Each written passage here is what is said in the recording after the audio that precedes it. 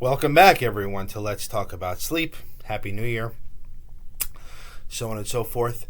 For the foreseeable future, I'm probably going to go to these videos once a week, just because my schedule is, really pretty busy with my research projects and seeing patients, of course. So, same format though. Once a month, I will do a Q&A. So keep the questions coming. We're basically at 1,000 subscribers, a few more, and a lucky viewer will get a signed copy of Let's Talk About Sleep. Once we get to 2,000, then a person will get a signed copy of The Story of Sleep, which is my new book, which is out on Amazon. You can get that. The link is in the description box down below. And with that, as I always say, these videos are for education only. So this question, or this video, the idea from this comes from my girlfriend, Leah, who asked me, is it bad if we don't dream? What does that mean when we wake up from sleep and we haven't dreamt? Is that a good thing or is it a bad thing? What does it all mean?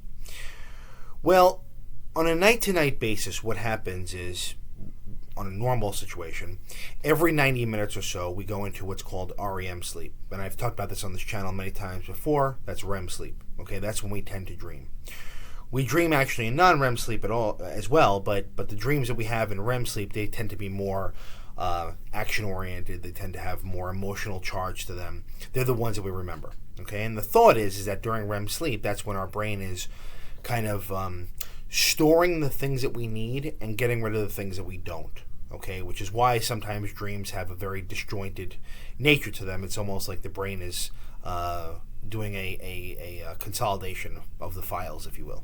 Okay, so every 90 minutes or so we go into REM. Okay, that's where sleep cycles come from. So we go through non-REM and then period of REM, and then we either go to light sleep or we wake up, and then another cycle begins.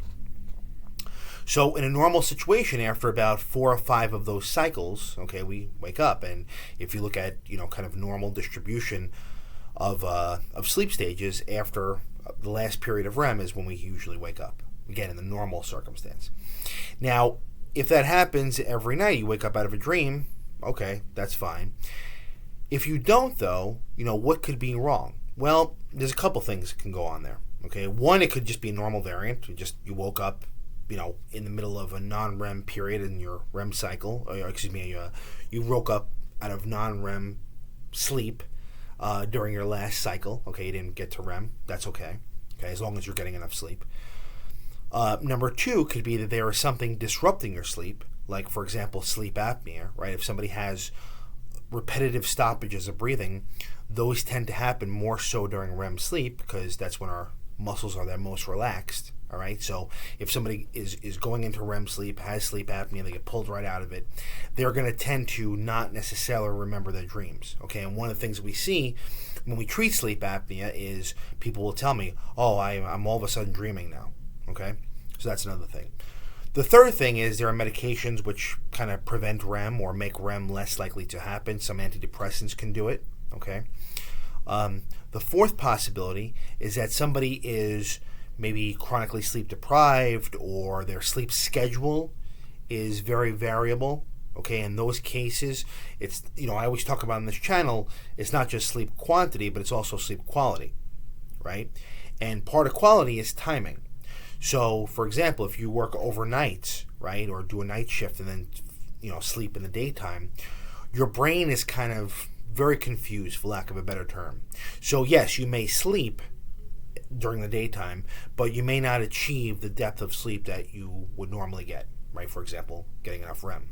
Okay, we spend about 20 to 25% of our night in REM. So, if you're in a unique situation, either from working overnights or from having a variable schedule or from being uncomfortable, right? So if you're in pain or you're dealing with some stuff, your brain may not get to the depth of sleep, all right?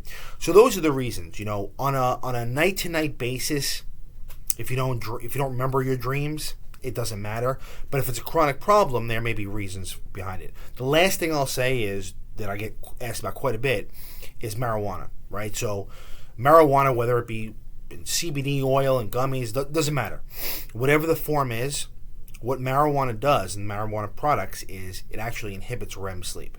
So if you take marijuana chronically, okay, your REM sleep may not be able to get to where we need it to be. Again, 20 to 25% of our night. And you know this from people who use marijuana regularly. They'll say, I know I use marijuana for, a month straight. I stop using it. That next night, my dreams are crazy. They're very vivid. They're nightmares. That's because REM is kind of being made up for what was lost.